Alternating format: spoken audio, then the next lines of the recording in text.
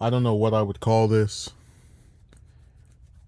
Just some drawings I've done of Jamie over the past month or so.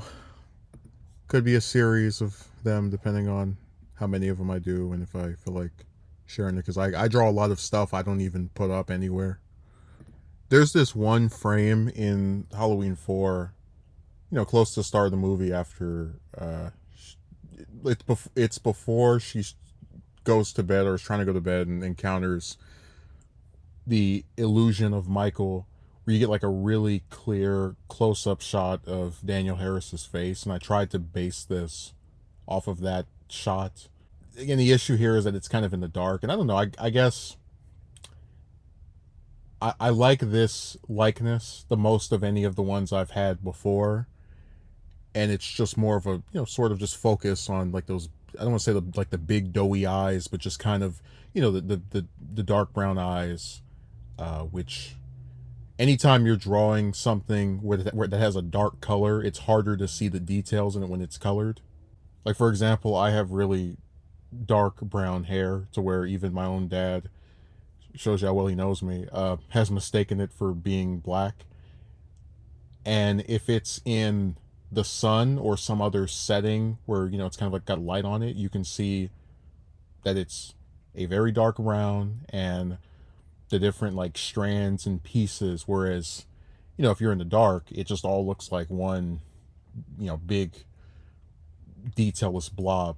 But it's a simple image. It's just, I put some shading on it, give it a nice little background. I might actually make this my avatar. I don't know. Just I know I had struggled with the sleeves where I'm always anytime I have a full body image of her or like just some portion of the torso, I always try to have the sleeve be one color on one side, one color on the other side, but it kind of begins after that top part of the shoulder, I guess the shoulder blade. Whereas with this, you can kind of see that inversion. I guess maybe in my own mind, I was thinking like on the right hand side, she's kind of got the arm sort of moving upward, and that's where you can see the red under the white. Yeah, this one's a side profile. I take more creative liberties with those because a lot of times we don't really get them that well in a lot of the films. If they do have a focus on someone's side profile, it's while they're like looking at something, kind of wondering what's over there. So I'm not as inclined to either beat myself up over not having exact likeness or it being a little off. But I had some fun experimenting with the shading again and also just the background. I have had people for years, oh, your backgrounds are plain and they're always white and there's nothing back there. So I was, kind of looking at some of the more refined, because you are essentially with this redoing Halloween 6. And one of the more well liked aspects of that movie, is the just general look of it in terms of having that kind of fall, you know, the orange trees and leaves, and it looks seasonal to what you would think Halloween would look like. And I had debated, how detailed the trees were going to be, if I was going to try to put individual leaves in there. I decided not to, because I'd rather, if you're going to have leaves in this, just have them like on the ground, right? Just see like pieces falling off. But I like the setting of the trees because you can tell they're not all just one big tree from the, you see obviously the branches, but also that they have like a darker aspect to the ones behind the main one in the front. And that was another thing I considered, of just drawing out the backgrounds like basically as paintings, and then whenever you have a character on screen, for example, I would have it as a more straightforward illustration, just to kind of make whoever's on screen pop out a little bit more compared to what's behind them. Because besides the Myers house, the police station, and yeah, besides those two settings, you really don't have many repeated locations from, any of the previous movies in this.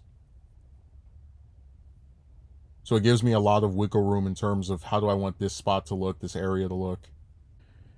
Man, for a while, this was actually one of my favorite drawings of Jamie, just because it was like, again, like a full body, like stock image I could use and just kind of, rearrange pieces of it. I'd say that's still one of my favorite Michaels I've done.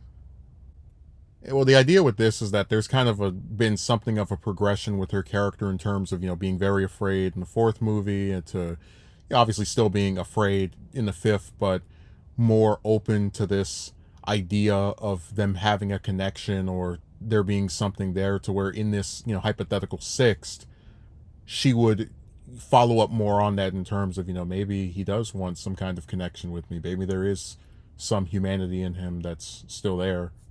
Of course, spoiler alert, I wouldn't actually have her touch the mask. It's just a demonstration of him having shown her a level of humanity that he really doesn't bestow on anyone else. Certainly his intended and main target. So maybe I'll color it. I don't know. I do like to just kind of see the details, because I have to do some more Michaels before I can illustrate any of the scenes with him in it. And the problem with drawing Michael is that so many shots of him across all of the damn movies are, very dark. A lot of the features are muted. You just can't make out much of what's on him, because he's always shrouded in, you know, various dark settings. So whenever I have a picture like this, I can just go back and go, okay, this is what the boiler suit looks like. This is what the mask looks like. And like, I try to make it look as close as I can to, the first movie and the second film, to an extent, mask. With more so the first one, just with copying the bloody eyes of the second. Again, no other reason than I think it looks cool, but we'll see what happens if I can just do some more practicing.